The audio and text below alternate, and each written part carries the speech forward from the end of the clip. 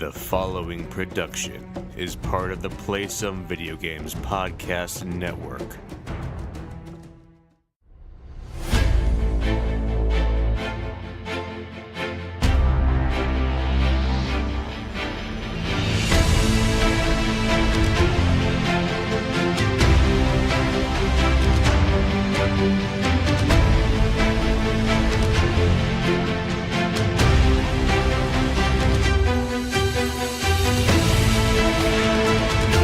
Greetings, boarders, and welcome to Board with Video Games, the gaming podcast that strives for the right balance of coverage for games you play on your table and on your television. You could think of us as the Tom and Jerry of gaming podcasts. We're a proud member of the PSVG Podcast Network and thrilled to be a part of the Dice Tower Network as well.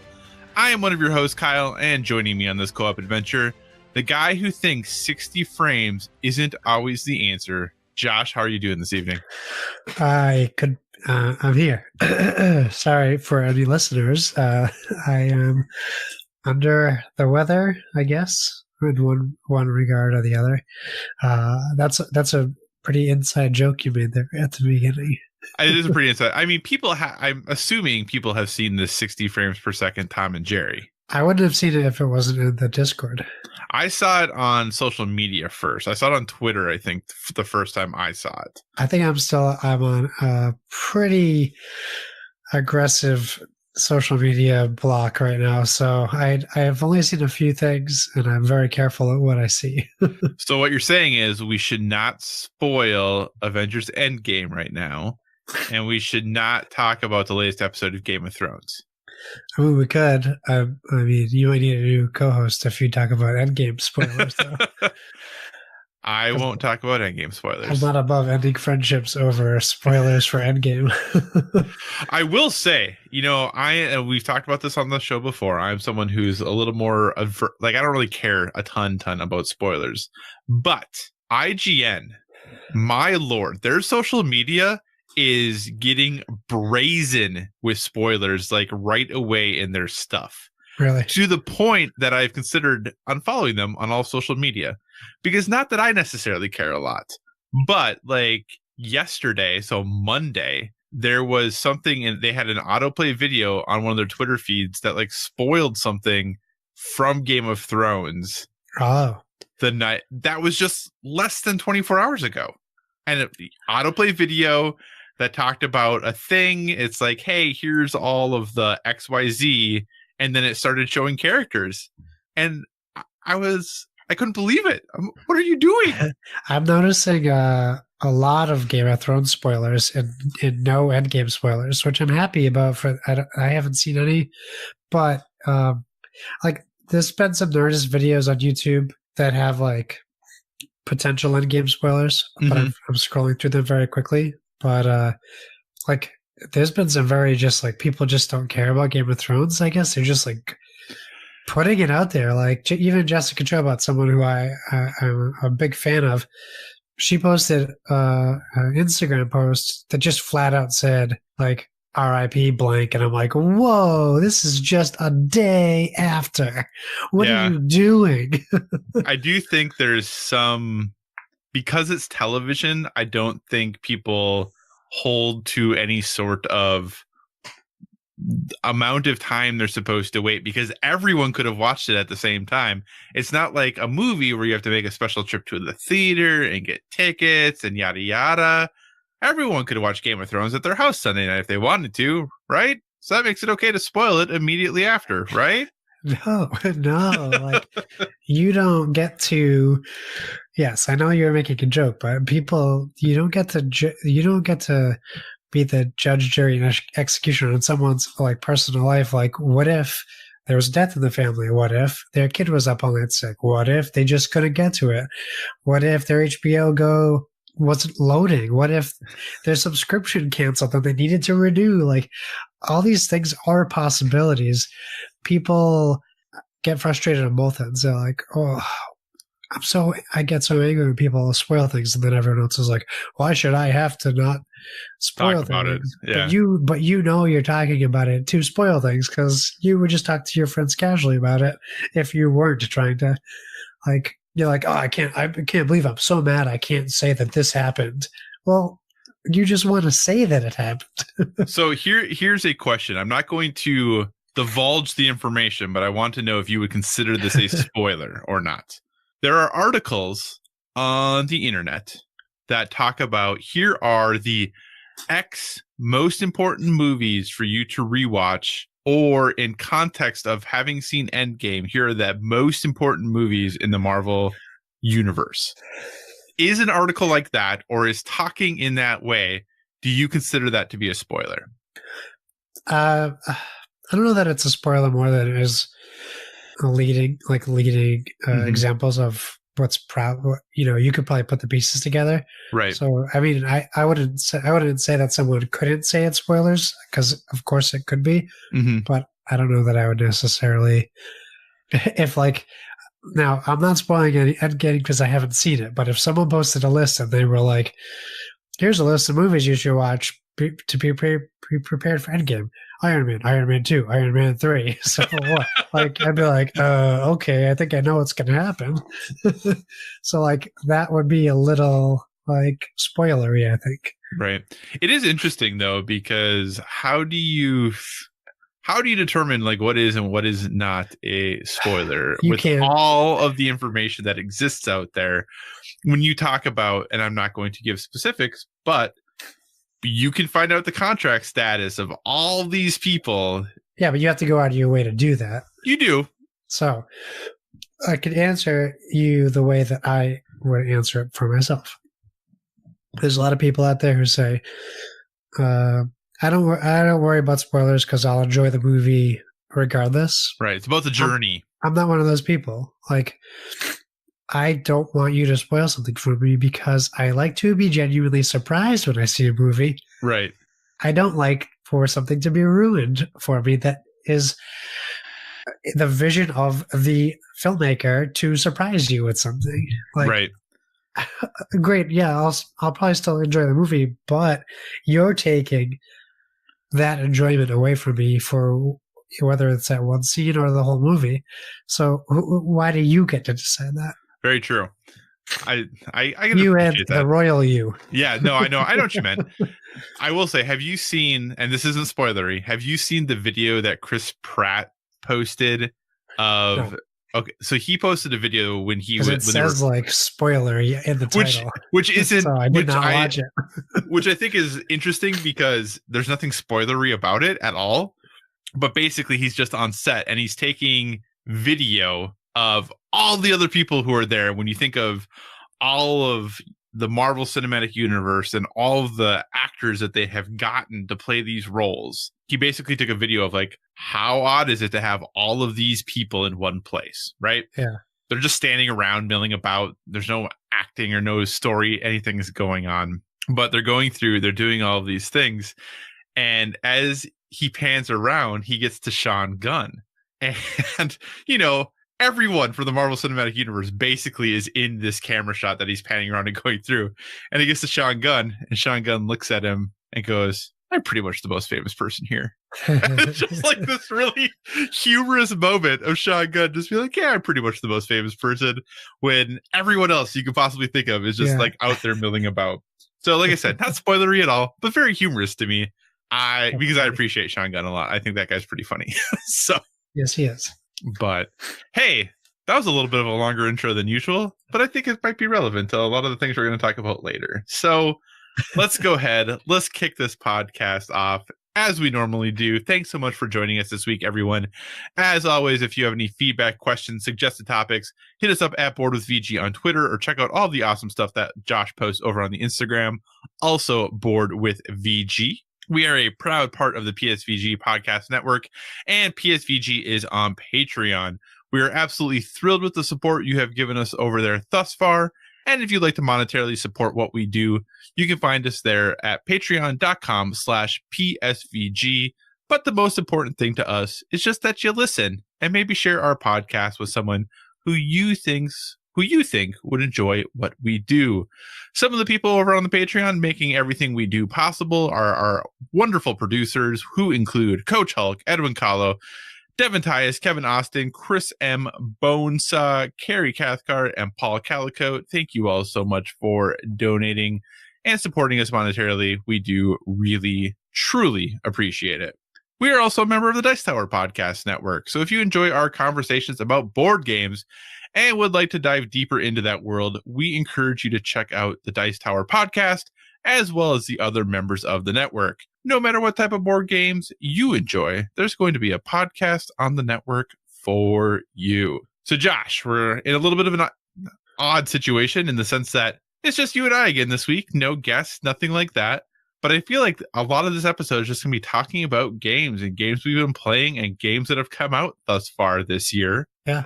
So let's jump into that. What have you been playing on your tabletop, sir? Well, nothing odd about the two of us just recording together again. This is long overdue. Time for a break. What have I been playing? What a great question. So if you follow our Instagram, you'll know that we celebrated the original date of the International Tabletop Day, which was April 27th, here at my house with some friends. Even a wild Kevin Austin from PSVG showed up. Some observations. I remember playing games, a lot more quantity games in the full length of a day. So I don't know if games are getting longer or what, but we started at noon and we only managed to play 3 games by midnight. That's wow. So it was a long day. I mean, there was like hiccups during the day. Like we started with Stone Age, which is a game like, we haven't played in a long time. And when we played Everdell, it kind of gave us the nostalgia for Stone Age because of the worker placement aspects. So we were pretty familiar, pretty easy to pick back up. For people who don't know Stone Age, I think I would put it in the must-own category for like board game, either collectors or players. At least you should play it. It's a worker placement game. Takes place in the Stone Age. I've heard that the anniversary edition is not worth the upgrade because it isn't much of an upgrade, and it is an upgrade in price. So if you could score a standard version of the game, and essentially what you're doing is, you're trying to get victory points. You are trying to increase your population so you have more workers to place around the board. You're trying to increase your harvest check because you also have to feed your people as you play. And to gain victory points, you have to do some resource management and collect lumber, gold, brick, and stone.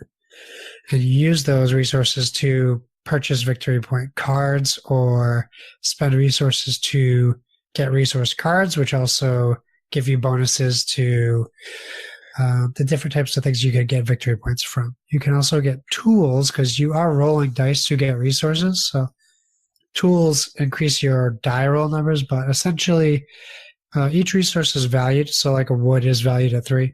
You can move your people to the lumber yard to collect lumber. And the amount of people that you move there are the amount of dice that you roll. And because the wood is valued at a 3, to get 1 wood, you need to roll a 3 or higher.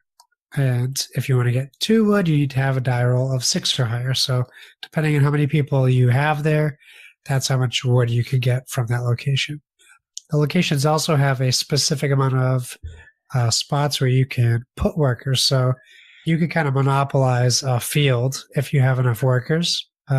But say there's 7 open worker spots in lumber. If you only occupy 3, someone else can put 4 of their own people or 2 and 2, whatever the case. And Everdell is not like that. Everdell, you're pretty much locking yourself into a location, which is where this game differs from that. But yeah, it's a fun game. We played. The reason why it took so long is we were playing, then my son woke up, and then we had to arrange for my wife to get driven to her sister-in-law's so she could watch the kid. So then we played Mortal Kombat while we were waiting for them to come back. So we squeezed in another game. And then we finished that, and we jumped right into Wingspan because we were waiting for Kevin to arrive because we knew he wanted to play Wingspan. So we played a 6-player game of Wingspan, which was pretty crazy. There were actually 7 of us. So our friends, who are a couple, decided to play together as a team. Excuse me. I'm very sorry. And yeah, I mean, I've talked about Wingspan before. It works just as well at 6 as it does with 2, to be totally honest with you, which is surprising to me.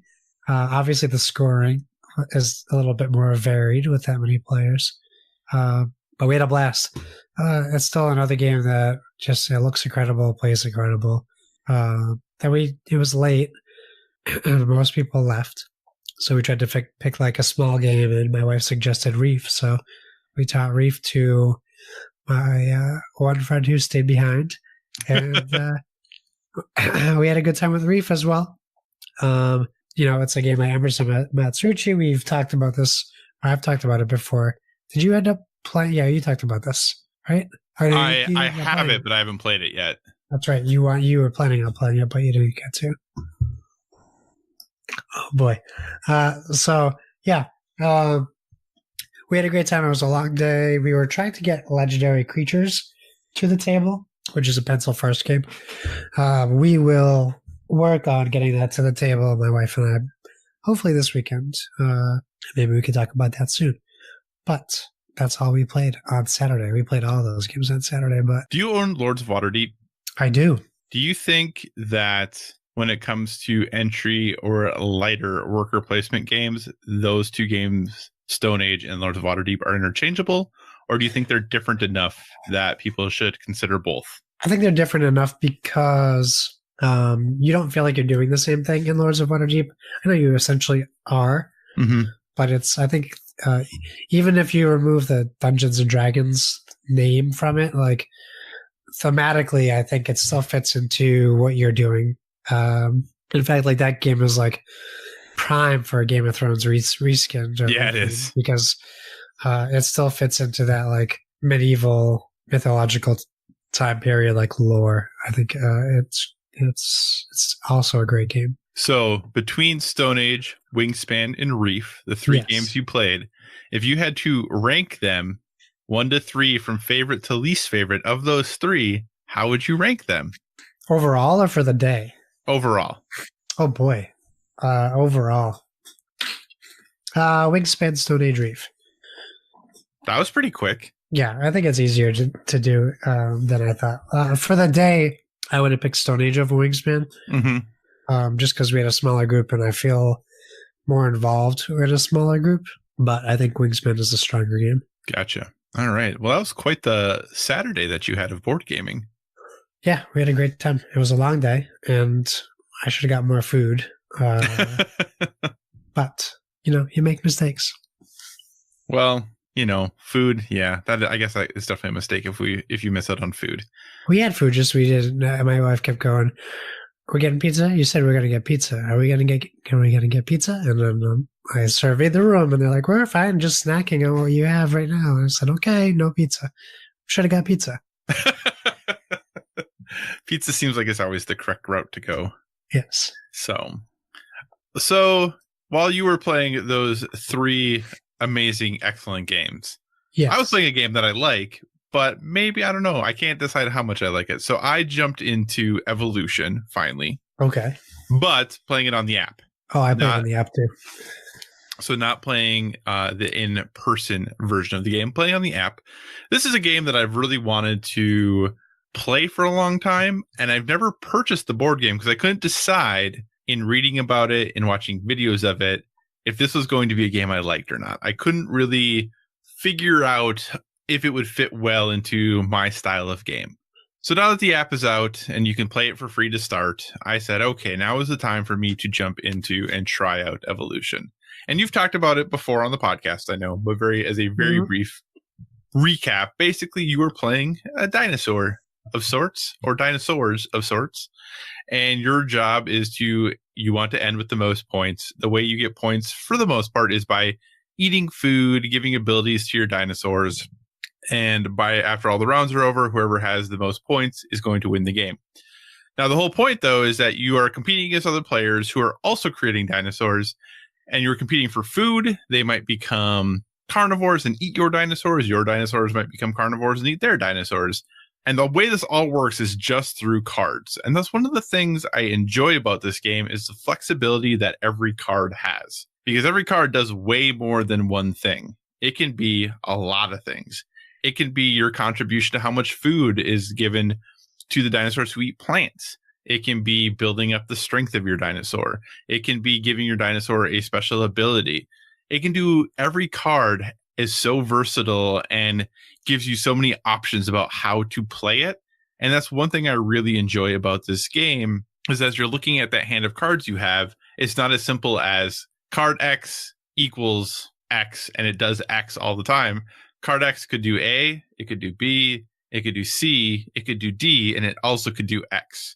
And that's one of the things I enjoy is the decision-making process of this game and trying to understand what is going to be the best way and path for me to victory, trying to be cognizant of the fact that potentially my opponents could turn their dinosaurs into carnivores, and then I have to ensure that my dinosaurs are beefy enough to not get eaten by theirs, but also trying to think of how many dinosaurs is it okay for me to have? How many plants should I be contributing to this next feed stage because I'm going second? So I want to make sure that I have enough for me, but maybe they're not going to contribute very many. So if I don't give them any, they're not going to get any and all their dinosaurs are going to die. It's really trying to kind of process through how all of that is going to work. I find to be very interesting. Like I said, I've only played the app version of it and I haven't gotten all that far into it. I've gotten through all the tutorial and all that good stuff. But overall, I think this is a really interesting game. I can see why there's so many expansions to it because obviously there's so many things that you can just do to make the dinosaurs cooler that you're kind of creating and evolving and going through things. So I'm intrigued. I don't know if I am committed to purchasing the physical version of the game yet, but I am considering dropping the money to buy the full app version of it, which I think is like $9, which is expensive for a board game app. Yeah. I mean, most board game apps are nowhere near that price. They're usually half that, but I'm considering it. I just can't fully decide. What are your thoughts on Evolution? Have you played it anymore since you talked about it? What have you bought the full app? Like, what are your thoughts on it? I play a match a day online. Oh, okay. So you have bought the full app. No, you get one free play a day. Oh, that's right. Okay. Yes. So I do my one free play. I didn't buy the app because we own the physical game. I also own like Evolution Lite, like Evolution the Beginning, I think, the Target exclusive. Right. We haven't played the physical board game yet. My wife played it when I was interviewing Yellow and Renegade at PAX Unplugged. Gotcha. It's a game she's just always wanted to play.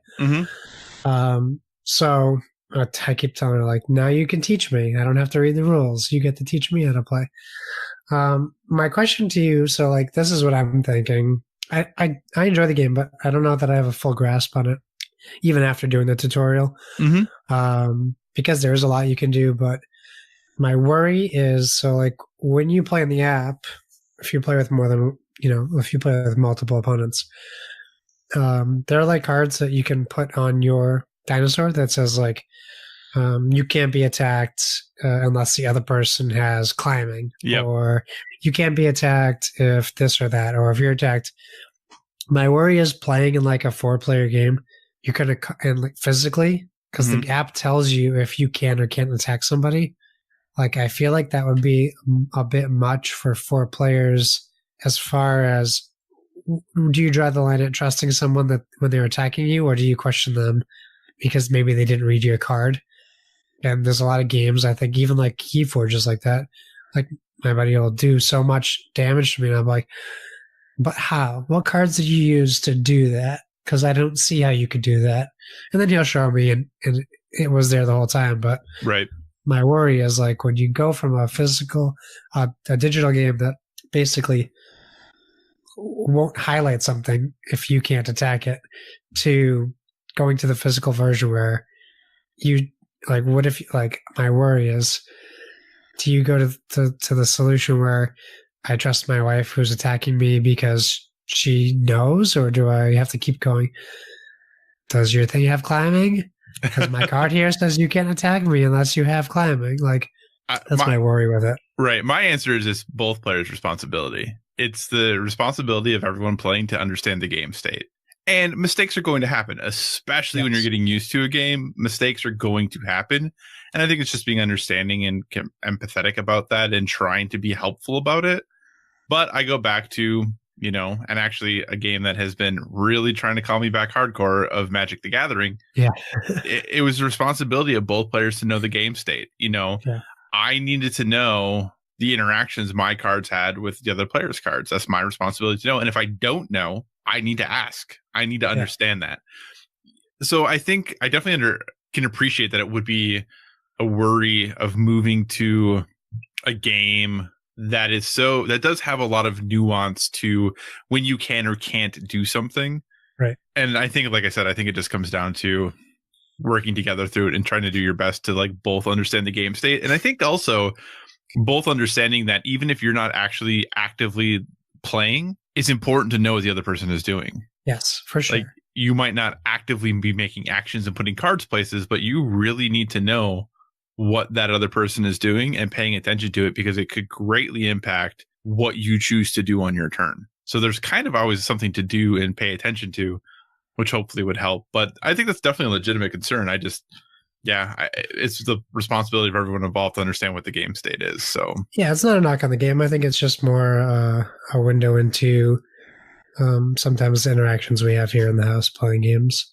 Oh, no, absolutely. And I think it's a really easy reason to just fall back to the app too, then, because the app won't get it wrong, you know?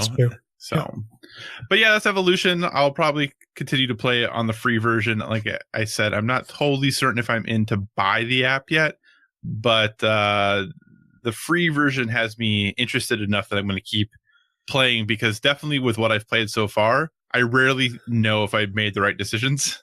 When I put my dinosaurs together, I put cards in places. Usually it's worked out for me so far, but I really don't know if that was the best things for me to do. So I'm going to continue and find out, and probably play my one online game a day and lose really, really badly, I assume. So yeah, I mean, I don't know. Sometimes I'm a strong second, and sometimes I'm a terrible fourth. So it really depends on the day, and I don't know that I change my strategy that much. So I really question how that's happening. Awesome. So that's everything we've been playing on our tabletops. Josh, what have you been playing on your television, sir? Well, I've only been playing one thing this past week, and that is Mortal Kombat 11. Mortal Kombat. Yes, that.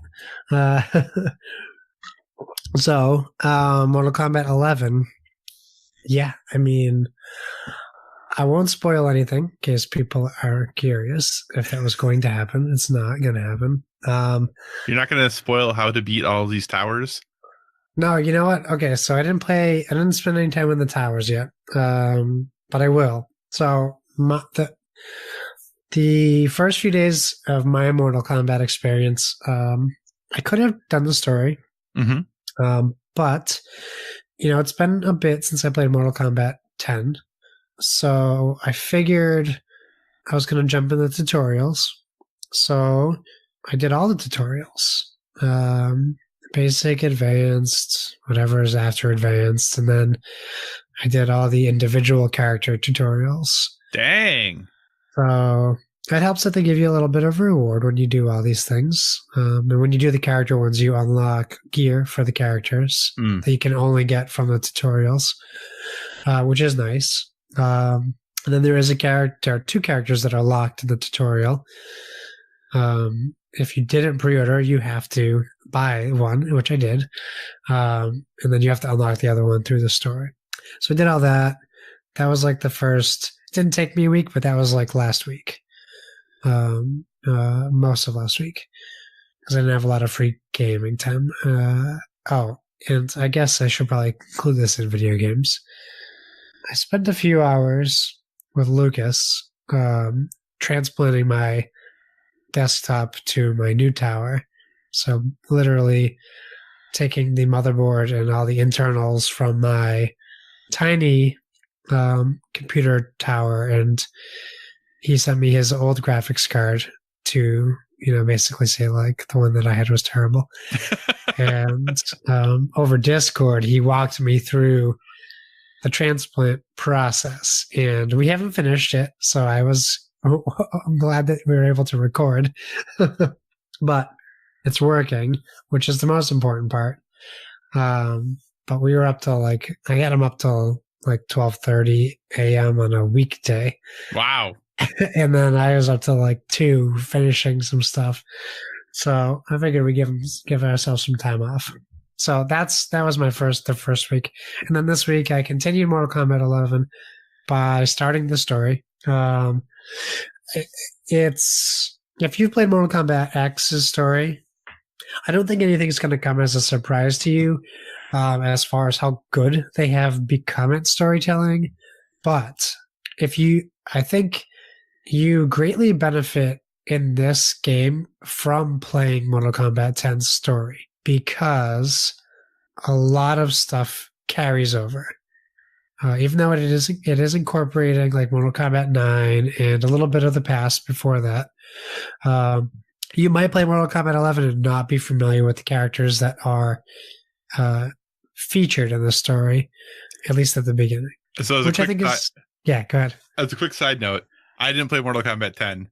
I jumped into the story of Mortal Kombat 11. I have no idea what's going on. And some of these characters, I'm like, who are you? You seem cool. Exactly. This is fun. This is cool. All right, let's go. Let's do this. I would suggest anyone who is interested, just find the story stuff on YouTube. And it shouldn't be too long if you just watch the cutscenes.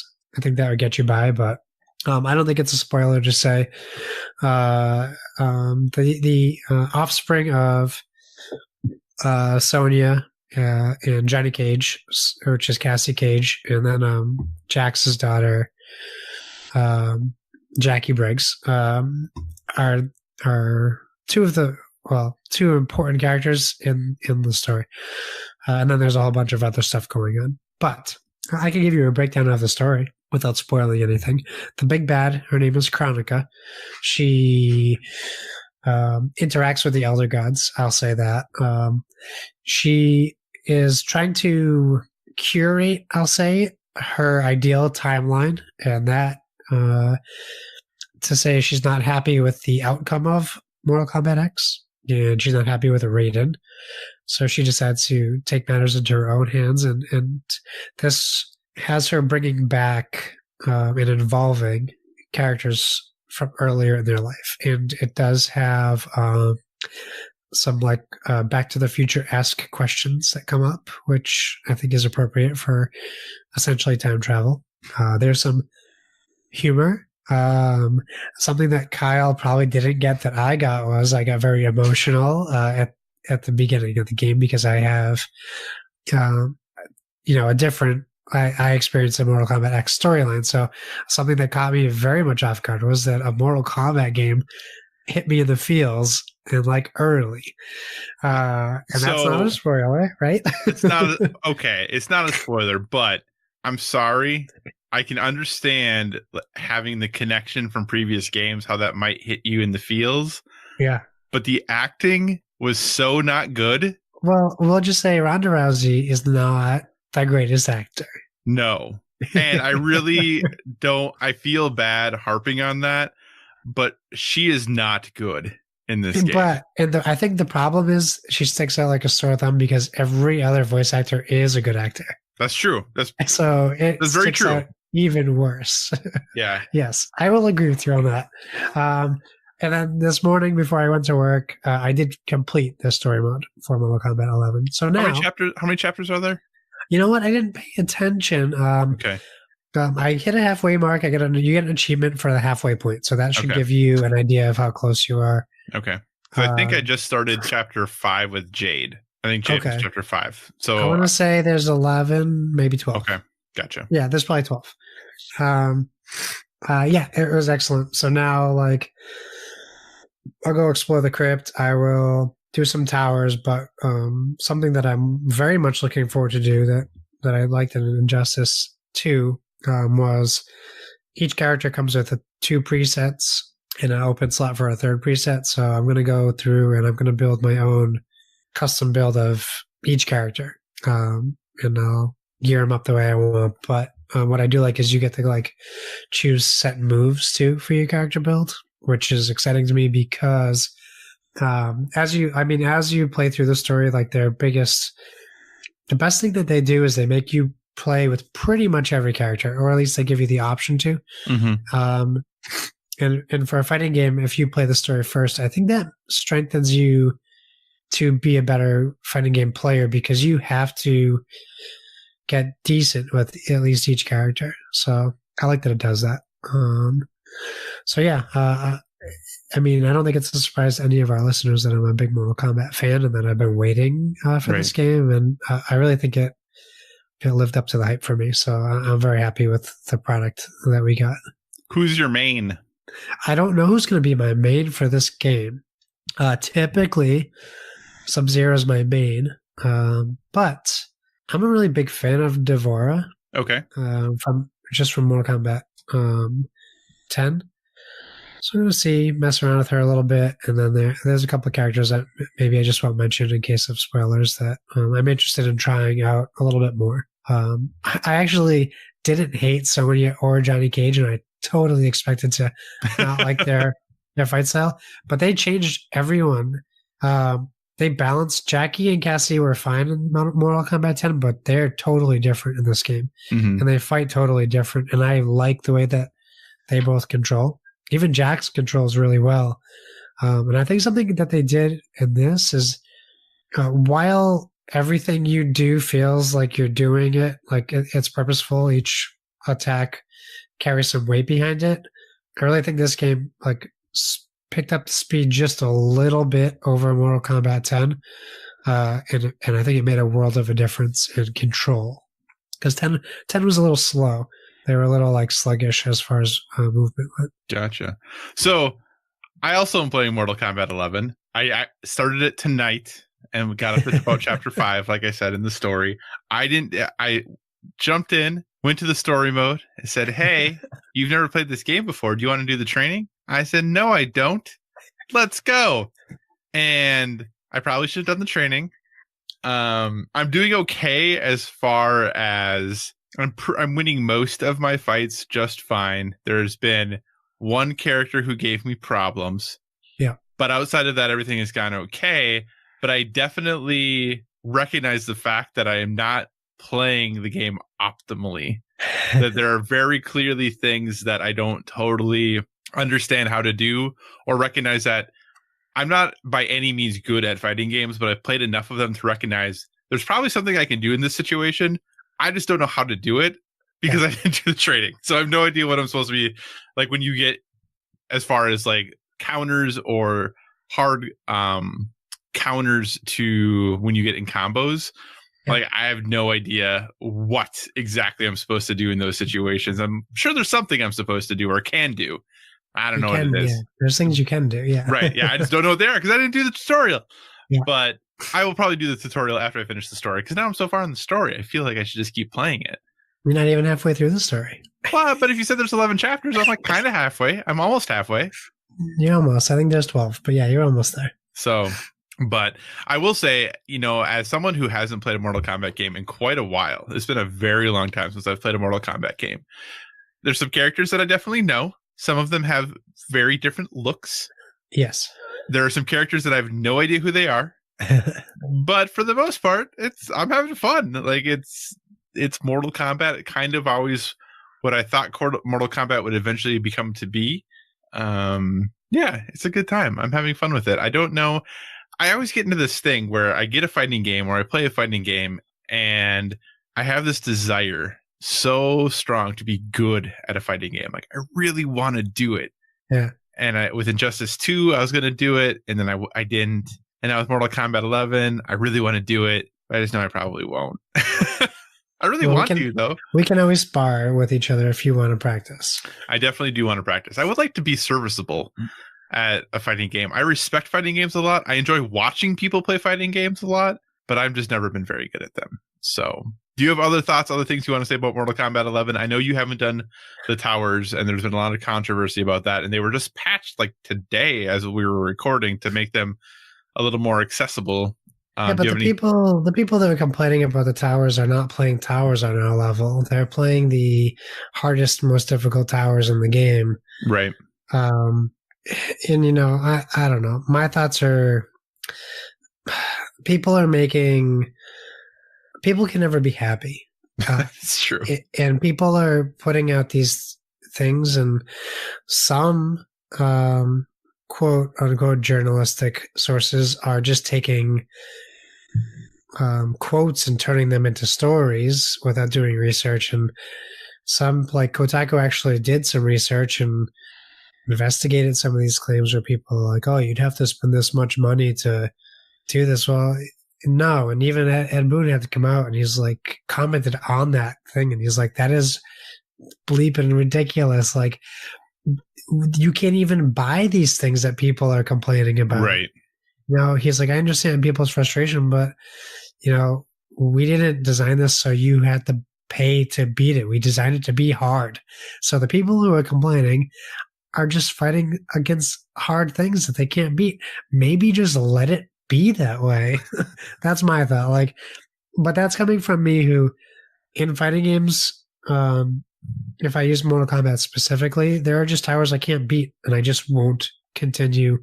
Like, I'll try them, and if I can't beat them, I will stop. Mm-hmm. And I understand that there's people out there who are on a different level than I am.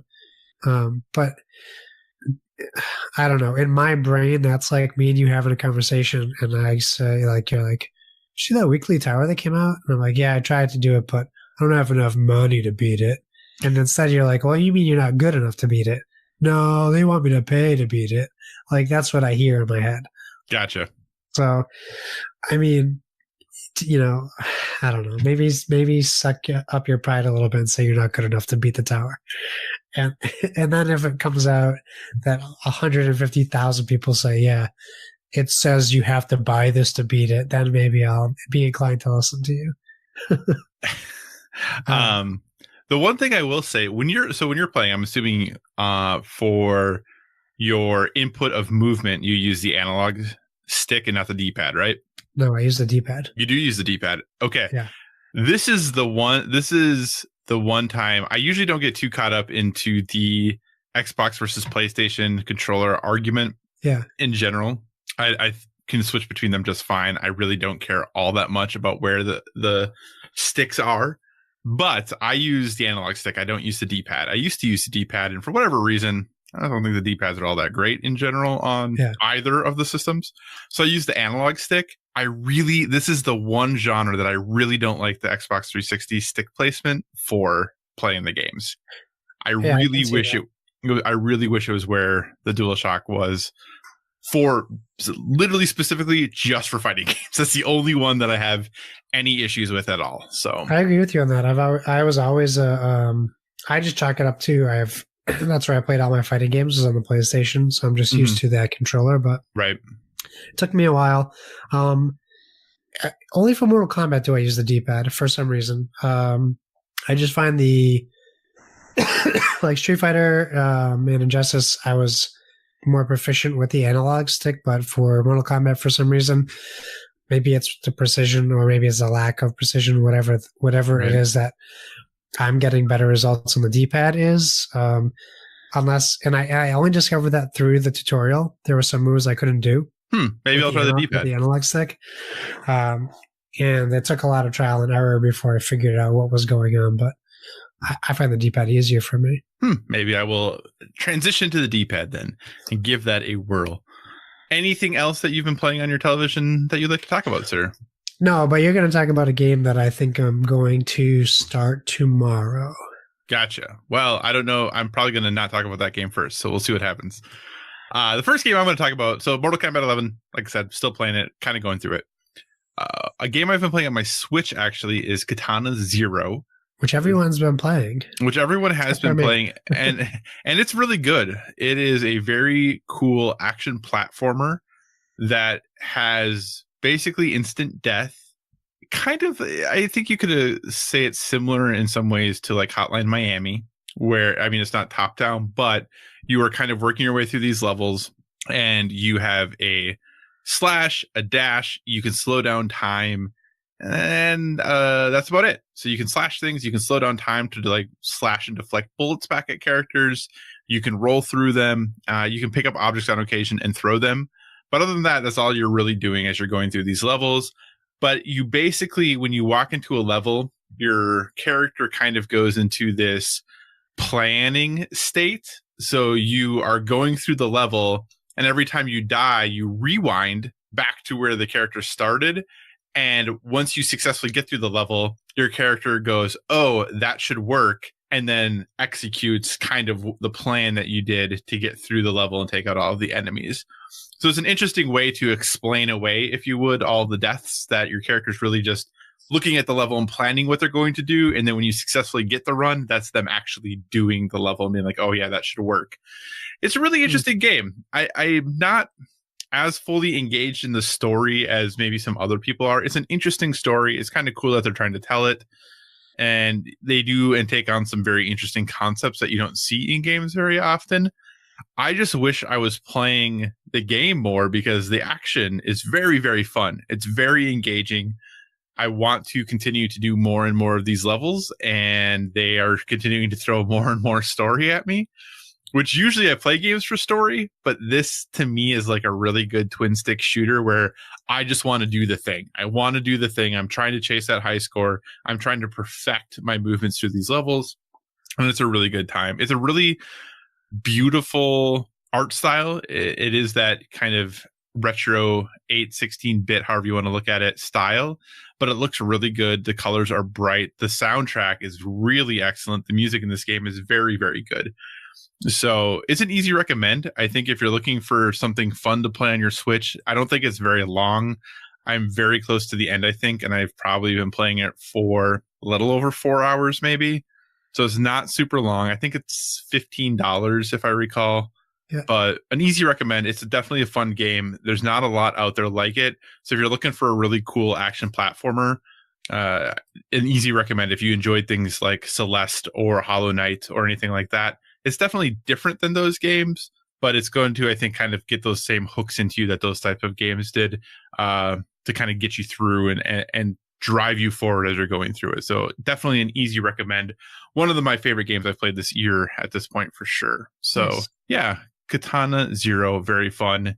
Another game that I have started, if you can call it a game, I guess, I don't think you necessarily can, is I did jump into the early access for Dreams. Yeah. Interesting. So, yeah, interesting is a great way to put it. So Dreams is a PlayStation 4 exclusive, comes from Media Molecule, and it is a game design engine. That's what it is. It is a way for you to design and build your own games or pictures or art or music. It is a creation suite. That's really what it is. It is a way for you to get things that are in your mind onto your PlayStation 4. We could talk all day about, is this taking advantage of creators because you can't sell your things? There's no way for you to profit from any things that you do. Yeah. So we could talk about, and there are stories out there about that already that you can definitely read. What I will say is that I am maybe halfway through the tutorials. The tutorials are very good. The depth of the tool set in this is mind-blowing. Absolutely hard to wrap your head around what is all there unless you actually go and experience it yourself. Yeah. This is not something that's for everyone. This is definitely something that is for a very niche group of people. I hope that once the game is fully out and people are creating things, there's a way for people who don't have the game to be able to access the content that people are creating. Because already the stuff that people are creating is pretty mind-blowing. And, you know, there was a 6-week or so beta period, and it's been in early access now for 2-ish weeks. The things that people are creating already in this time is really quite amazing. So in a year, I can only imagine the things that people are going to have created in this thing. So I'm going to keep playing around with it. I would like to create something in it that I could share with everyone at some point. It just is something that is going to take a lot of time to fully be able to understand and be able to maximize. But even if you can't fully maximize, all the things it can do, you can still create some really cool things in it. So there's a ton of stuff out there you can go and look at. There's a number of websites and a number of the bigger websites that are already creating, hey, here are the best and coolest things we found in Dreams. Media Molecule, like every week or two, is doing here are some projects we want to highlight that you can go check out that you can find like on their YouTube and things like that. So yeah, you'll probably randomly hear about things from Dreams moving forward. It's definitely not going to be a weekly update, but I'll probably be doing stuff in Dreams for quite some time. Nice. The final game that I'm going to talk about then is that apparently very divisive game. That is Days Gone, the PlayStation 4 exclusive from Bend Studio. You play as ye old Deacon St. John, basically the Sons of Anarchy with zombies. Like, that's kind of what this game is. You have a motorcycle. You're driving up and around the Pacific Northwest. You're kind of like a doer of deeds. You do things that people need to get done. They contact you and then they pay you money to do them. That's an errand boy.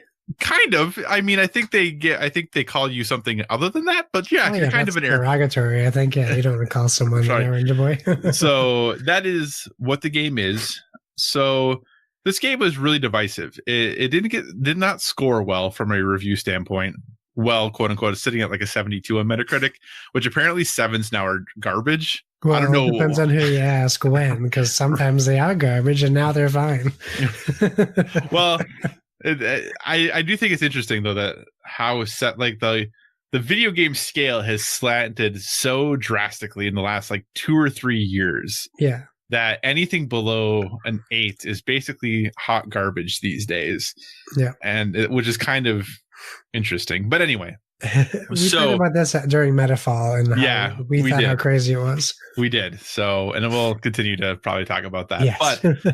But I've probably put 12 or so hours into Days Gone at this point, and it's good.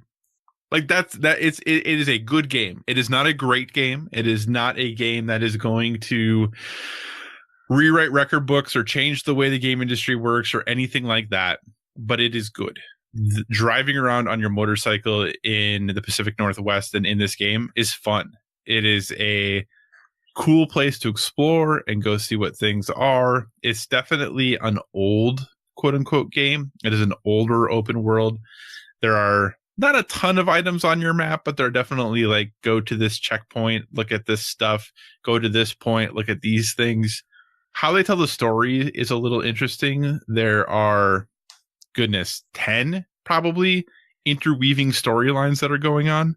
Oh boy. Yeah, it can be a little confusing as far as where I'm going to do what thing for what storyline can be a little not straightforward all the time.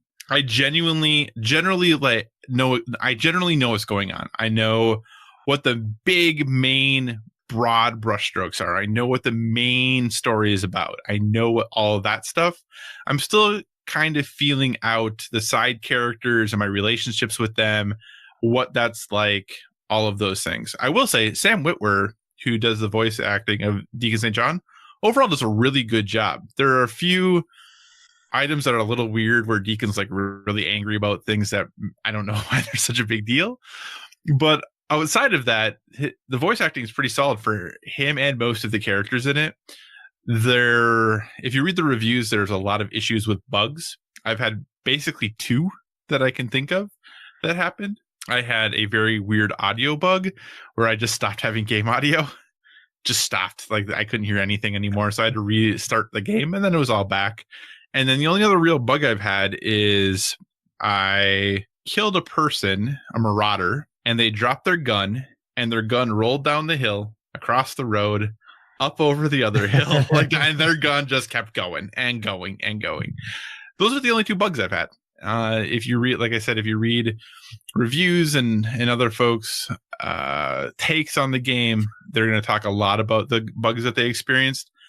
I believe most of that was taken care of with day 1 patches and similar items to that. But overall, I'm having a good time with it. It's not going to be game of the year. Is it going to be in my top 5 games of the year? Maybe.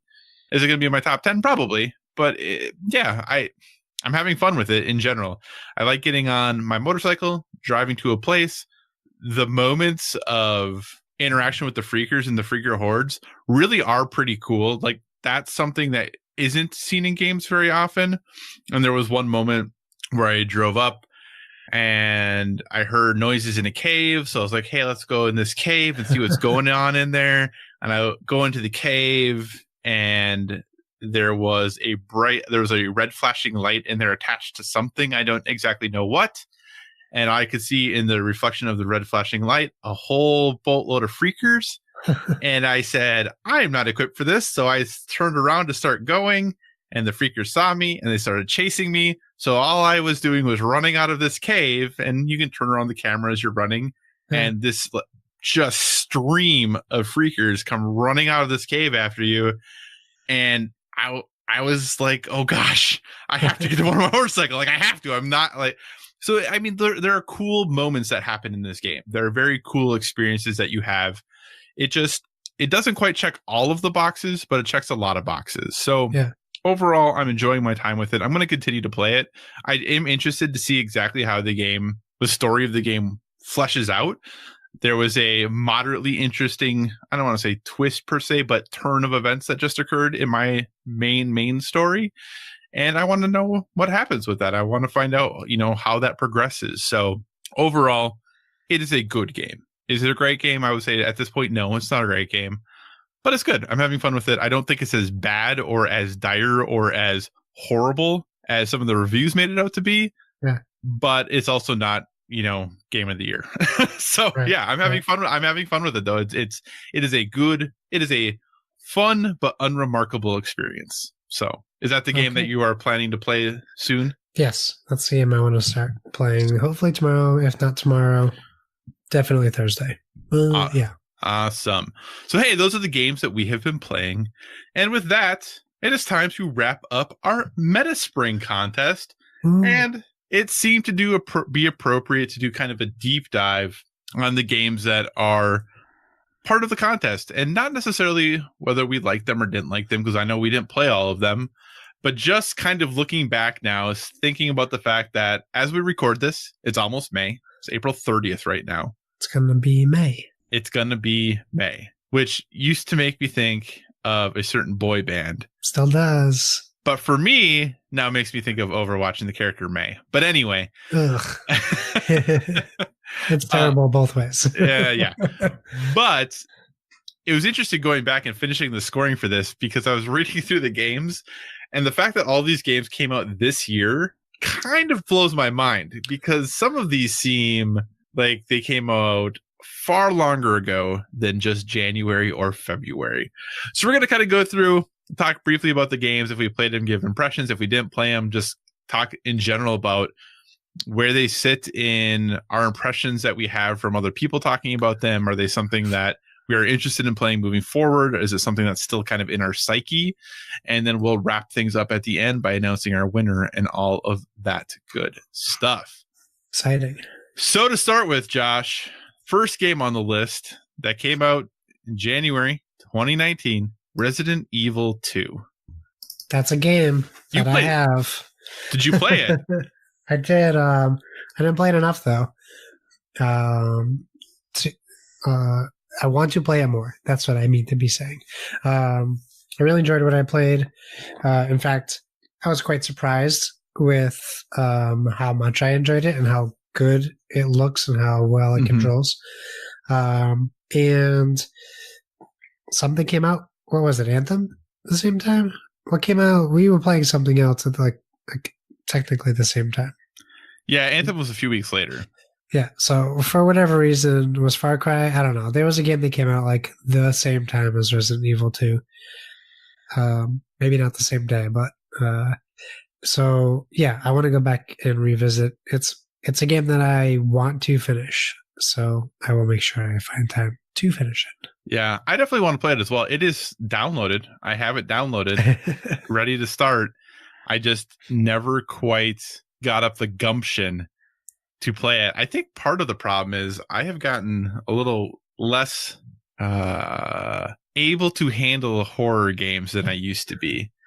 There was a part in Days Gone that wasn't scary at all to, I'm sure, 98% of the people who played it, but I exclaimed out loud and went, "Oh crap!"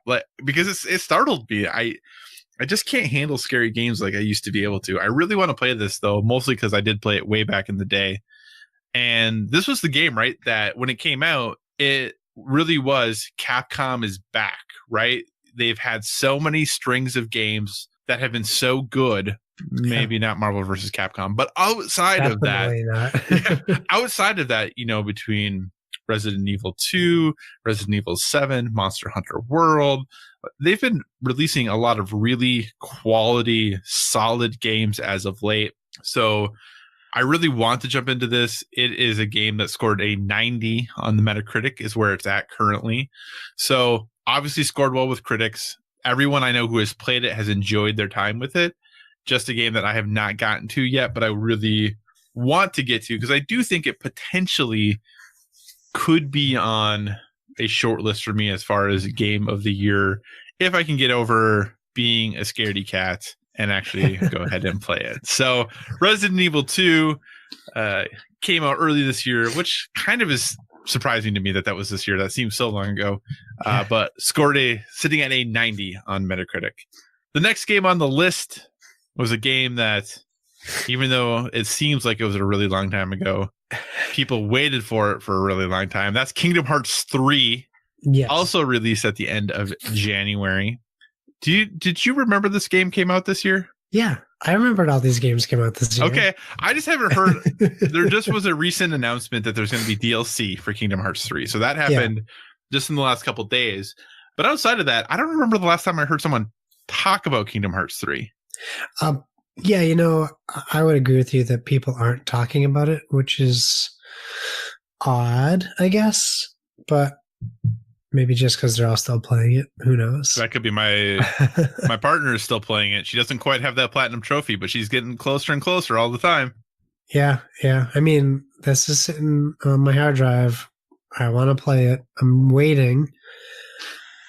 I really want to play it with my wife. And if she's not interested when we start, that's fine. But I want to at least give it a shot. Mm-hmm. So I'm just waiting for a night where we can kind of sit down and jump into it. But yeah, I mean, I still have the interest to play it. Do you even want to play it now at this point? Well, I have the entire collection on PS4, and I started the original Kingdom Hearts and played it for 2 or 3 hours maybe, and that's about it. Yeah. And this is one of those series that I would like to think that I would get into and play. And I just don't think I'm that gamer anymore. I genuinely don't know how I missed it when it first came out, because when it came out, this was the kind of games I was really into. But now, I think I like the idea of being a Kingdom Hearts fan and player more than I actually like the idea of playing Kingdom Hearts. Right.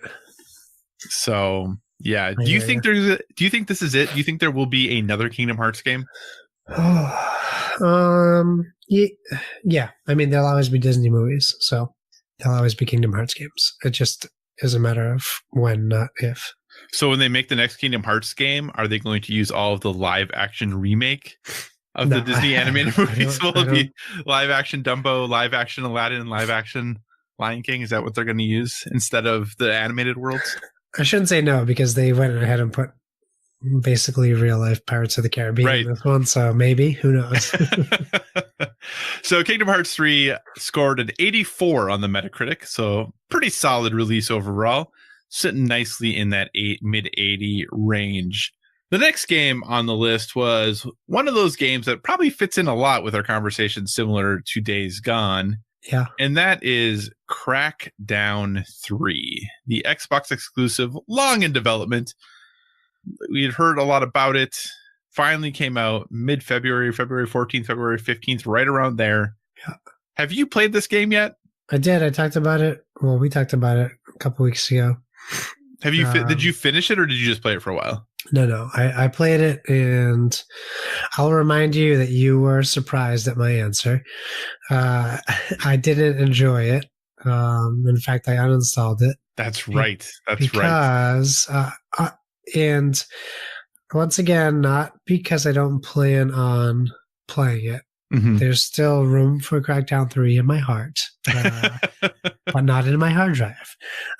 Right now, there's just too much. So if we hit that lull that we should have hit at the beginning of this year, Right. at some point in the middle of the year, I would love to go back and revisit Crackdown 3, but there's just too much competition for it. And I'm sure it is a perfectly fine game. In fact, I know like Kevin Austin loved it. He had a great time playing it. I know Callow had a great time playing it. People are enjoying the game. I don't blame them, but they might not have played the heck out of Crackdown 1 and 2 like I did. So maybe they don't have, maybe I have Crackdown fatigue. I know it's a long time in between 2 and 3, but it's the same game. And that's what I didn't love. It looked like Crackdown 2. It played like Crackdown 2. I played that game. So I can wait a little while and see if I find some time to play it. Yeah, Crackdown is a game that is still on my hard drive. The multiplayer isn't, just a single player. Yeah, that's weird too that you have to do that. It's 2 different downloads. It is a game I would like to play. I also played Crackdown and Crackdown 2. I have fond memories of them, but for whatever reason, and I don't necessarily think it was the reviews. Honestly, I think it has to do with Game Pass, that I just don't feel compelled to play games that I got on Game Pass. For whatever reason, I have this mental block where I think, oh, I paid $60 for Days Gone. I need to play Days Gone. Yeah. I can play Crackdown 3 later. Even though I'm paying X, dollars a month for Game Pass, for whatever reason, I have this mental block that doesn't let me play Game Pass games first. Right. And I just need to get over that, because I do really want to play Crackdown 3. I want to experience it. I think, like you said, there are people who had a good, fun time playing it. And I think that sometimes it's just, you want to sit down with a game and just have a good, fun time. And that is what it sounds like Crackdown 3 is. And I would definitely like to experience that. So it stays installed on my Xbox. I will play it eventually, maybe this summer, if things slow down like they look like they're going to. But despite us knowing people who liked Crackdown, the critics did not like Crackdown. Yeah. And it sits at a 60 on Metacritic. So a little bit of a rough go for Crackdown 3's release, sitting at that 60. And I will say, in MetaSpring, this is the game that really messed people's scores up was Crackdown 3. So yeah, that one hurt you a bit. Yeah, it definitely did hurt me quite a bit. So I was trying to be so positive about it. Next game on the list released the same day as Crackdown 3. Actually, the next 2 on the list released the same day as Crackdown 3. That is Metro Exodus. Did you remember this game came out this year? I didn't hear much about this game. In fact, I heard nothing about this game on launch, after launch currently. Right. I actually had to go out of my way to find some gameplay to see what the game looked like. Mm-hmm. I mean, I have interest in checking it out, but it's going to have to be a Game Pass game for me. Yeah, and I'm kind of surprised actually that it's not already on Game Pass, but I could see potentially at E3. Yeah. They announcing that it is on Game Pass. I don't know anyone. I have never talked to anyone who has personally played this game. But it got good reviews. It did. It got solid reviews, sitting at an 80 on Metacritic. It reviewed well. There's definitely fans of this series. I just don't know anyone that I can think of that has played this game. Right. Which I don't think bodes well for it. I would like to play it. I would actually like to play the other 2 as well. I had never played the other 2. It's always a game series that has been on my list to get to. I own it, I think, on both PS4 and Xbox, but I've never played it. So probably should remedy that at some point. But Metro Exodus scored an 80. Another game that came out that same day, a pseudo sequel, offshoot, however you want to look at it, to last year's Far Cry 5. And that is Far Cry New Dawn, the Rage 2 of Far Cry. Just from a color palette standpoint, we have no idea if it. Looking at how Rage 2 plays, I really don't think that's true anymore. No, but from a color but from a color palette standpoint, it seems like a very bright, beautiful, cheery post-apocalyptic game. Spoilers for the end of Far Cry 5, I guess. Sorry, Josh, you have played this game. Yes, I have played this game. Yes. Have either one of us finished this game? I don't know about you, but I haven't. I have not either. I kind of forgot I was playing this game, to be totally honest. I didn't forget. I just stopped enjoying playing it. How far did you get in the campaign? Act 3? Act 2. Because it can't be that long. Donnie beat it in like a weekend. Donnie crushed it. He crushed right through it. And Donnie and I share a similar love for Far Cry 5. Mm-hmm. I just didn't attach to New Dawn as well as he did. Was there something that... Was there a specific reason you could think of, or was it just too much Far Cry 5 and this was more of the same, or why do you think maybe this one didn't stick with you as well? It was not enough Far Cry 5. It was like, so I think Kevin Austin nailed it on that. This is what the DLC should have been. My problem with it was, I think it was priced appropriately. I don't have a problem with the pricing.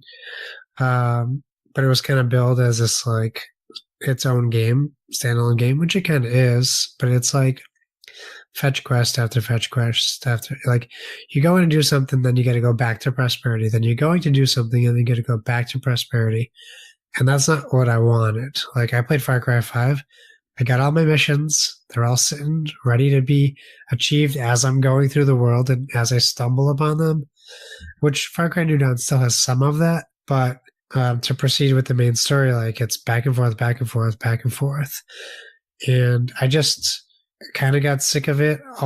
It should be noted I was also playing Anthem at the same time, and my weird, strange love for Anthem kept bringing me back to it, which it's been calling me recently, and I've been fighting it. But yeah, I mean, it's still a beautiful game. I will finish this game. I know I can. Maybe it was just so close to Far Cry 5 that I needed more time away from it, or vice versa. But yeah, for whatever reason, it didn't click for me. Yeah, I kind of was in the same boat. I remember the last thing I did in the game is I had stolen a supply vehicle, and I thought, like in Far Cry 5, when you stole supply vehicles, you could bring them back to your base or whatever. And I tried to do that with the supply vehicle, but I only had prosperity to go to, and I drove the vehicle up there, and I drove it around trying to find a place to like park it to bring it in to get points or experience or whatever for it, and I couldn't find one, and I ended up driving the vehicle off the back cliff that is around prosperity into the water. Yeah, and then I jumped out, so I had this huge truck that I just driven into the water, and I just left it there and I quit the game. That was like it for me. I don't know what it was. I maybe I misunderstood a direction. Maybe I just assumed I could do this thing. I don't know, but I very thought that I could steal this and bring it back for extra XP, and I clearly couldn't figure out how to do it. And I just said, I'm done. Well, you telling me that story actually saved me a lot of time, because I stopped the tanker truck and it was just sitting there because I killed the guy driving it. And then I was like, okay, I can't drive this anywhere. So I just left it. Yep. So yes. So Far Cry New Dawn, it is still installed on my Xbox. So I may go back to it at some point, but it definitely is not calling me back. And even though I had some issues with the story in Far Cry 5, I still finished Far Cry 5. I don't know if I'll finish Far Cry New Dawn, but I'm not so committed to not that I've deleted it at this point. So, all right. Next game on the list, one you just referred to, one that there's been a whole lot of stories written about since it was released, and that is Anthem, the game from BioWare.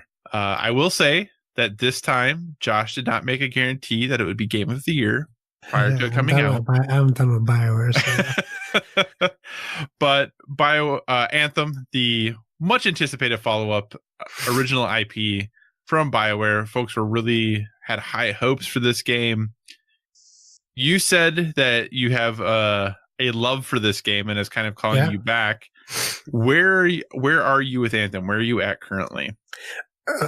Where am I currently, in game or just in general? Kind of both. Like, have you finished literally everything you can do? Where are you at?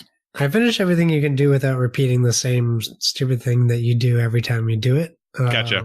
To that aspect of it, I didn't finish the Legionnaire challenges that open up after Endgame. But with all these new updates, I've been wanting to go back since they kind of streamlined everything to basically get this game closer to where it should have been on launch.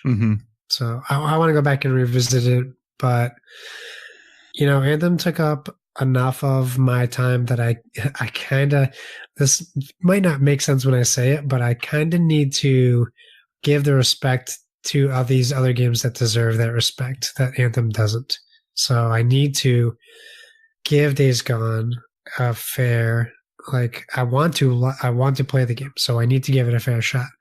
I need to go play Devil May Cry and give that a fair shot. We have all these games that I need to play.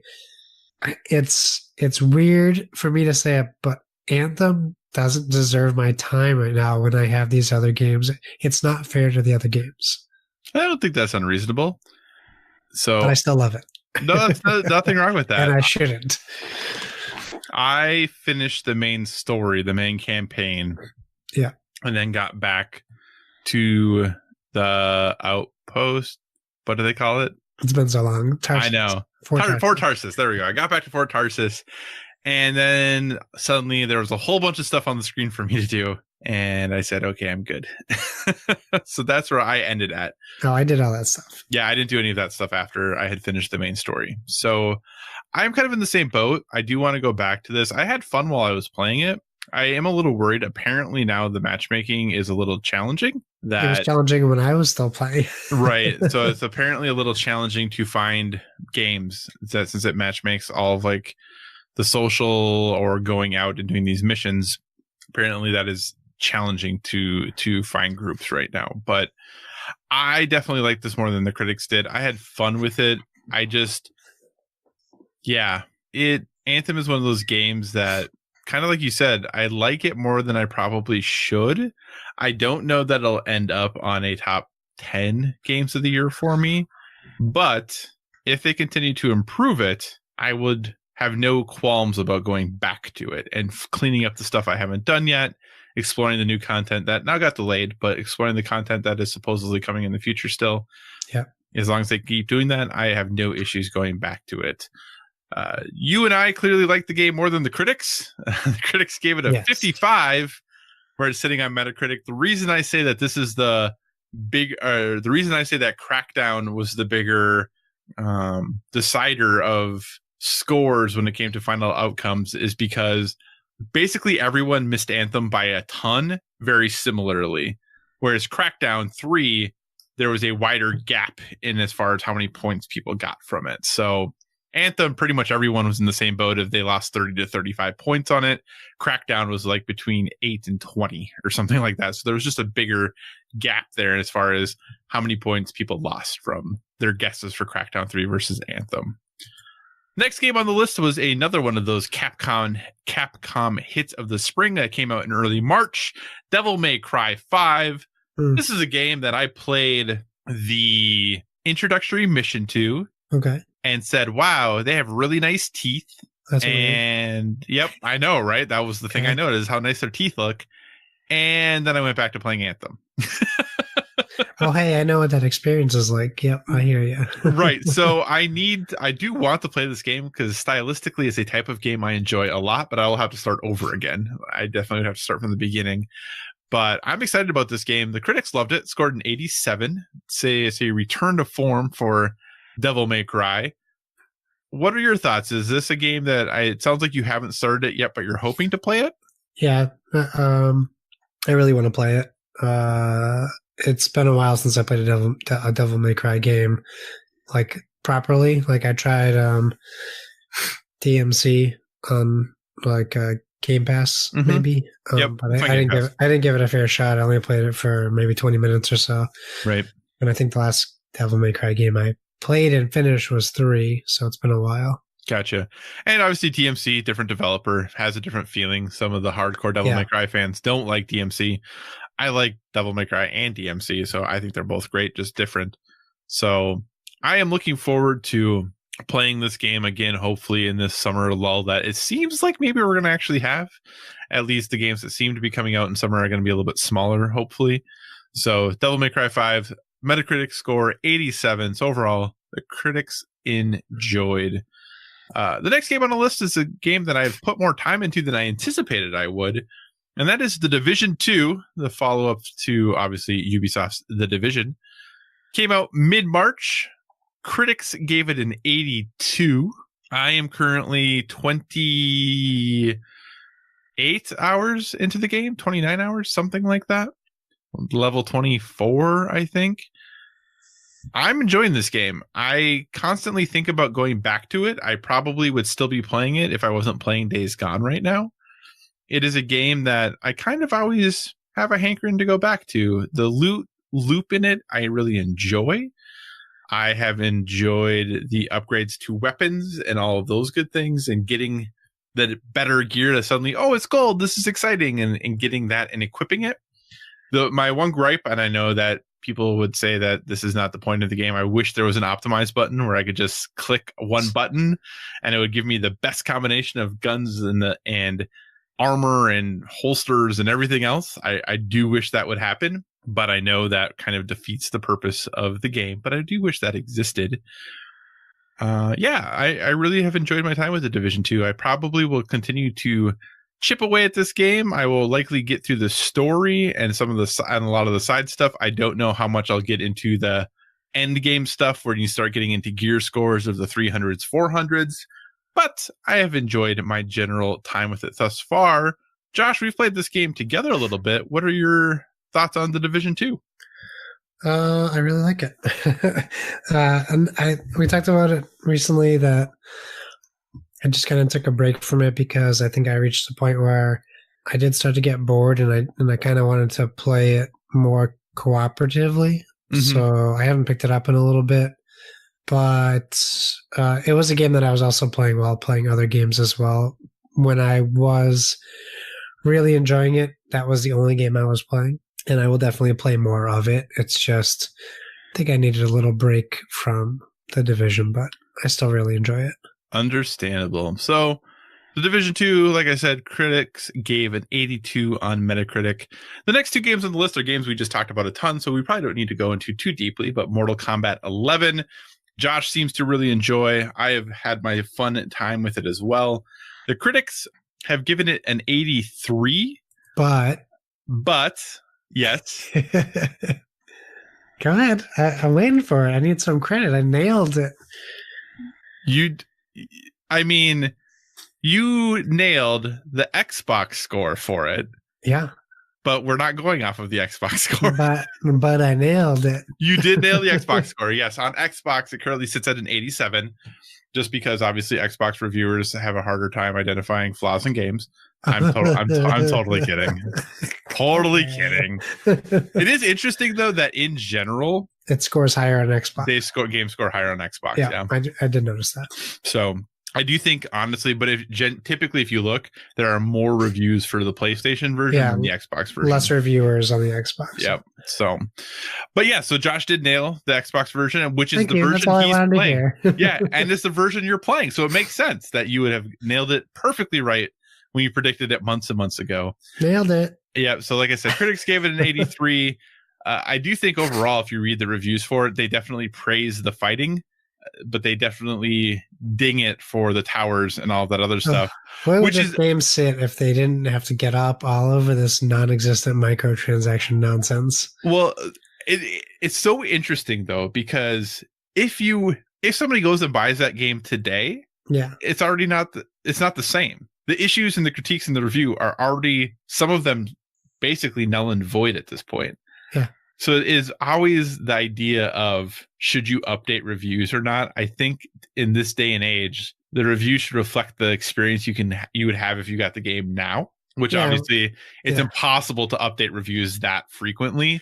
Right. But it just thinks that, we're a week or a little over a week past release, and already the critiques of the reviews that scored it lower aren't even accurate anymore, but the review is not going to change. So it's just such an odd thing.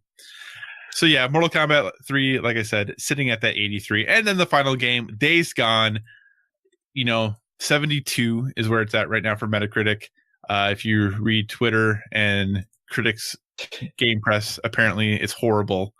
One thing that's interesting that I noticed, though, when I was reading the reviews for this, mainstream US press definitely rated the game lower than like European and Australian press did. Interesting. Yeah, it is very interesting. If you look at scores from Europe and Australia for Days Gone, the scores in general tend to be higher than they are from the United States. So it scored higher than Far Cry New Dawn, Crackdown 3, Anthem. It did. I just think, when you've had Horizon Zero Dawn and God of War and Spider-Man and... I know, but that's not fair to judge that game against those other games. Well, is it ever fair to judge any game against other games then if based off of that, Sure, if Days Gone was like Horizon Zero Dawn, but it isn't. So, I mean, it's got an open world. Oh, boy, so does Madden. Oh, goodness. So, yeah, Days Gone 72. I was pretty close. We were actually both pretty close on this one. Yes. Overall, not too bad.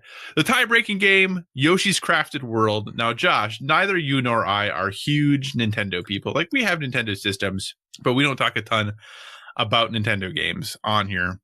Obviously, in our Discord, the Nintendo channel in the Discord is definitely the most active channel. And I peruse the channel and I read it and I post things in there on occasion. I feel like, though, this game just kind of went by without a ton of comment from anyone. I've heard people say they enjoyed it, but I haven't. People didn't go. Well, I'll be honest with you, and I don't want to draw Nintendo hate, but sometimes it just kind of comes off like a gaseous cloud from behind me. The games that generate the most noise on Nintendo are third-party games or indie games right now on the Switch, like where people are constantly talking about, like Smash Brothers come out. We didn't talk a lot about it because we knew what we were getting. We're getting Smash Brothers. Like it's not a knock on these games. Yoshi's Crafted World came out. Kirby, we heard nothing about Kirby, but the demo is out. People were like, we really like the demo. It's good. Great. They go buy the game. They play the game. There it is. It's a game. That's probably the way it should be.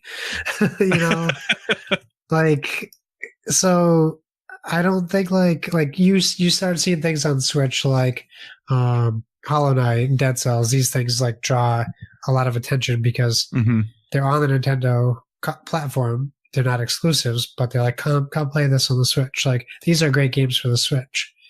But like Super Mario Party, Yoshi's Crafted World, all these games, they come out, people talk about them, then they come out, and then they don't talk about them because they're playing them.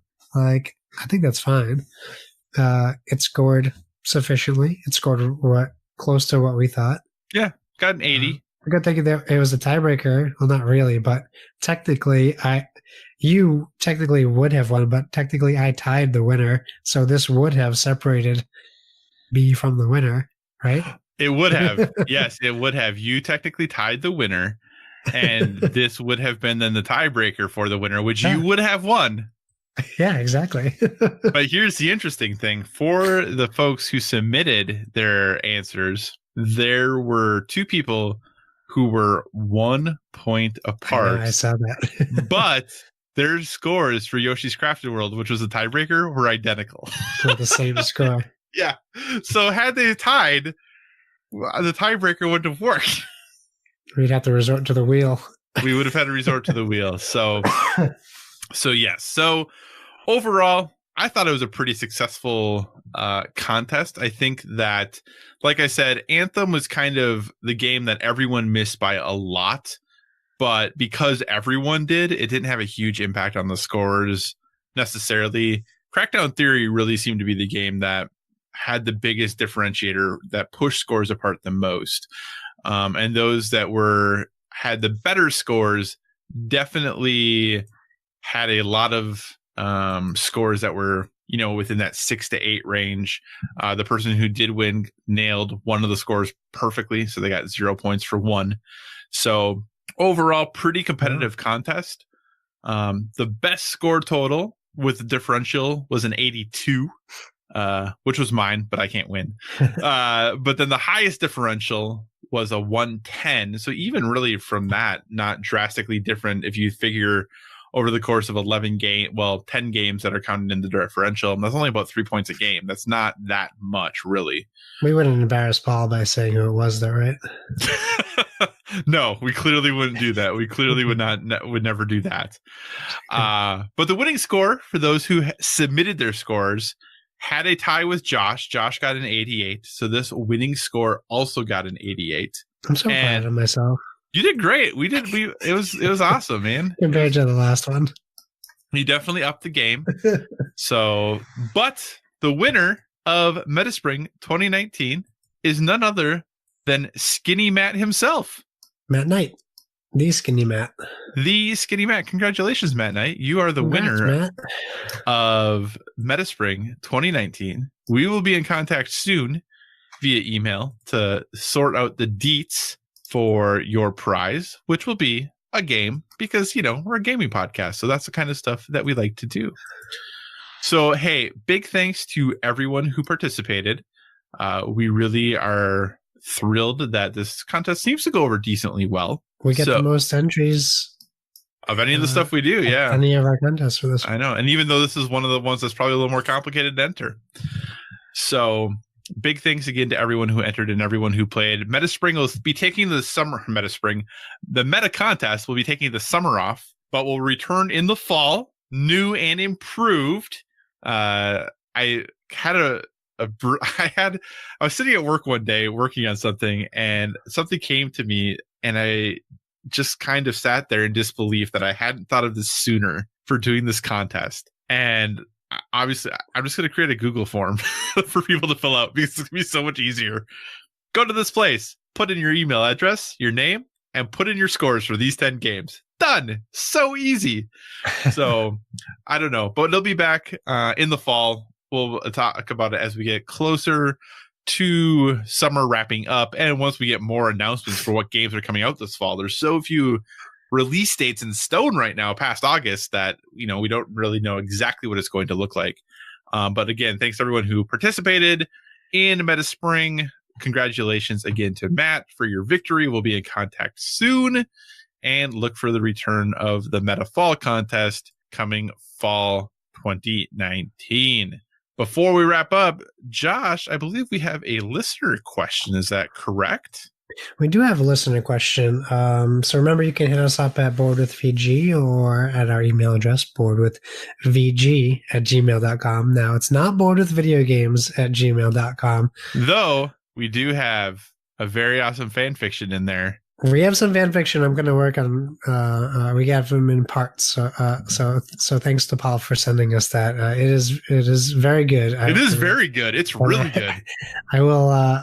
We'll make sure we share it with people. I think we have Paul's permission to do so. Yes. Splig at Delicious on Twitter says and asks, I've been thinking about fun in games. How would you define it? Laugh out loud hysterics in Meeple Circus, getting an awesome engine going in Wingspan/Sentry, pulling out a clutch Apex win, etc. All really different, but all really fun. What are some of your recent fun times? So, Kyle, let's start with, how would you define fun in games? That's really challenging to come up with a definition, because all I want to say is, when I'm having a good time. Yeah, that's fine. That's a good definition. That for me very much, and it's going to vary, kind of like Paul said, depending on, or like, sorry, still thinking about Paul Calico. Thinking about when I am playing games and the different types of games that I'm playing, what is fun for those games is going to vary depending on the content and the context of what's going on there. So one of the most fun things I had recently was playing Overwatch. Just had their event there that's kind of based off of their archives events that talk about story and give some background to the characters and build out the world a little bit. And my Overwatch group, we beat the PvE event on Legendary recently, which is the hardest difficulty. And that was a great time. We had so much fun trying to figure out the strategy, which characters and heroes we were going to use to do it, who's going to play what based on our skills and abilities within the game. And we got to the point where we had 3 enemies left and we lost. and just getting so close and being like, oh, I can taste it. It's right there. And that was supposed to be my last round for the night. But then I was like, nope, got to go again. We were so close. Let's do it again. And then getting it that next time that we went and being able to kind of go through that together as a group and strategize. It just, that was, a recent example of just having fun with people, just getting together, having a goal that we all want to accomplish. It was challenging, but it was fun. We were relaxed, and that is, a recent example of having a really good time playing games. What about you, sir? How do you define fun? And what's a recent example for you? How do I define fun? Well, like you said, it's not easy to answer. For me, it's a little different, I think, depending on the setting. If it's just me playing a game, fun is just me having a good time, escaping into a game. But typically on the board game side, I'm a little different on how I define fun. It's more important for me for other people to have fun. Mm-hmm. So to create a good environment, and I put a lot of pressure on myself to get the rules right. So I get a little frustrated if I make mistakes, but putting some time into it and making sure that other people have fun, and I do my best at providing a fun environment and time is how I would define fun in that aspect of like hosting. And obviously Saturday would be my most recent fun times example, where we get to sit down and relearn a game together, like Stone Age. Like we all kind of like relearned it together. And then while we were playing Stone Age, someone else showed up, so they read the wingspan instructions while we were playing. So we could kind of talk back and forth. Like if I said something that was wrong or I like misunderstood the first time we played, he could correct me, and making sure people knew how to do that. And then my whole experience with the Mortal Kombat 11 story would be for my like personal fun in games. Very cool. Yeah. So, hey, listener, we would love to know what has been one of the most recent fun experiences you've had with games. Let us know at Board with VG on Twitter. We would love to know what has been some fun times you have had. As the show draws to a close, we always like to leave you with something else we're doing right now that is helping us live a well-rounded life.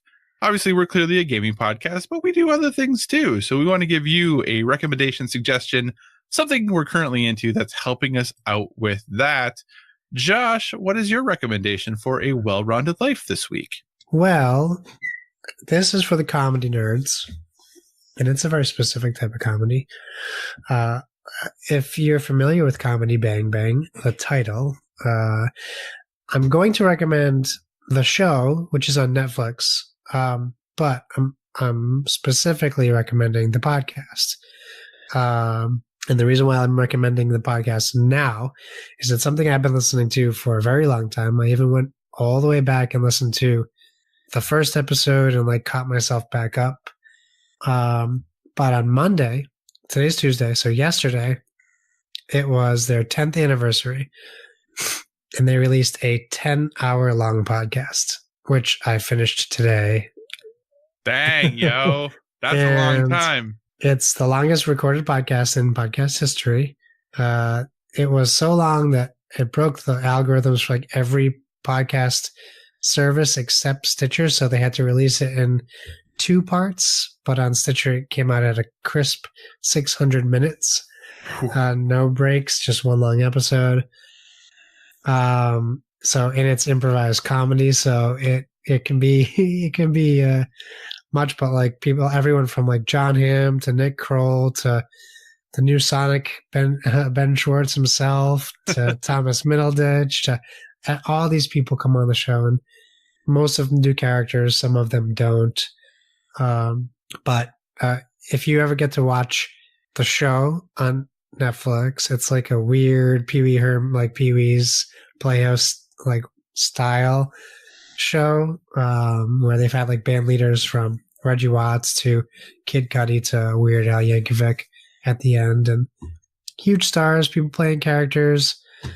It's just fun. It gets me through the day when I need, when I'm not listening to My Favorite Murder or a PSVG podcast. Like I need some comedy in my life, so it gets me through the day So that was a fun 10-hour trip. And next week is their 600th episode. So they're doing another special next week. And, interesting, with Comedy Bang Bang, too, because the podcast started first and then the show is a spinoff of the podcast, correct? That's correct. Yeah. So, it started as a radio show called Comedy Death Ray in LA. And then it turned into Comedy Bang Bang. Very cool.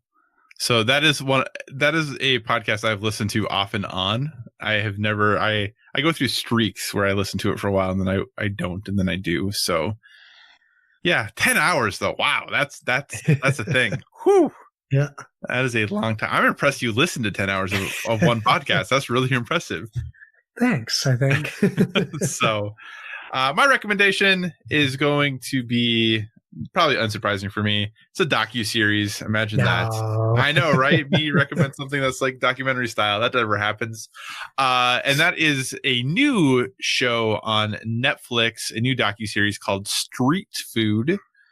It is from the folks who did Chef's Table, which is something I've talked about before, but this is looking at, rather than Chef's Table, which tends to look at more a higher, I don't want to say higher class because I think that diminishes what they're talking about in street food, but it tends to look at chefs who have an expensive cuisine that they serve. Is kind of what Chef's Table tends to do. Street food takes it and does the food of the people, if you would, that most of us who eat food regularly are going to experience. So street food, the first season of it, so I'm assuming there's going to be multiple, is focused in Asia. So they go around to different places in Asia and they kind of focus on one street food person, but then also talk a little bit about the history of street food in that area, maybe a brief side story on another person or two who's doing something interesting with street food in that city or in that specific area of that city, but really focus kind of on one person. And it's very interesting to hear the stories of these folks and kind of how they got into serving street food and how that became the business that they did. And some it's a family tradition, some it became out of necessity, some just really like to cook. Some, have been doing it there's one person that they talked to who doesn't know what year she was born. Oh no. Because she's so old. Oh, man. She basically says, I don't know what year I was born, but clearly it was a long time ago. Like that's basically what she says. And they go out and they talk to people who are making street food still. One of the people they talk to who is not a focus, but they talk to her, she's 100 and she's making street food. So just a really interesting look, especially if you are one of our listeners in the United States, how people who are very different than us, how they consume food, because there's certain places where people eat street food multiple meals a day because where they are living, there aren't kitchens in your homes. So you eat street food because that's what's available to you. So it's just a very different look at the world of food and the world of cuisine and how people around the world consume food and how that kind of impacts their culture and how some of that has traveled to the US in different forms since then. So highly recommend it. I think the episodes are short. They're only, 26, 28 minutes per episode. But if you're interested in food as much as I am, definitely recommend Street Food on Netflix. Josh, I think it's been a pretty solid episode. What do you say we wrap this show up? What a great thought. Yeah, let's do that. I think we can do that. Thanks for joining us, everyone. In addition to finding us on Twitter and Instagram at BoardWithVG, you can find us on Facebook at facebook.com/BoardWithVG. So feel free to give us a 5-star rating over there. Also, if you want to communicate in the more long form and you're not feeling social media, feel free to email us at boardwithvg@gmail.com. We tag all of our stuff with hashtag BoardWithVG, so please feel free to use that hashtag. Let us know what you're up to. Whatever podcast service you are listening to us on, we encourage you to give us that stellar rating. That is whether you're downloading us from the PSVG feed, the Dice Tower Network feed, or our standalone Board with Video Games feed. You can find me on Xbox Live and PlayStation Network at Why So Serious. That's SIRRIUS. And Kyle, where can they find you? So you can find me at all of the usual places: Twitter, Instagram, PlayStation Network, Xbox Live, Board Game Geek, all at Psychocross, CYCOCROSS. As always, if you have suggestions for future topics, be sure to reach out to us on the social media because we want to talk about what you want to hear about. In a couple weeks' time, spoiler alert for what we have coming up, we might be doing some, I don't know about you, Josh. I'm getting excited for E3. Just you. You're not getting excited for E3 at all? Not at all. Well, I'm excited for E3, but we might be doing a E3 preview show here in a couple weeks. So just be on the lookout for that if you want to get hype with at least me about E3. But like I said, if you have other things that you'd love to hear us cover, let us know because we want to cover those things as well. And remember, everyone, whether it be board games or video games, never stop gaming.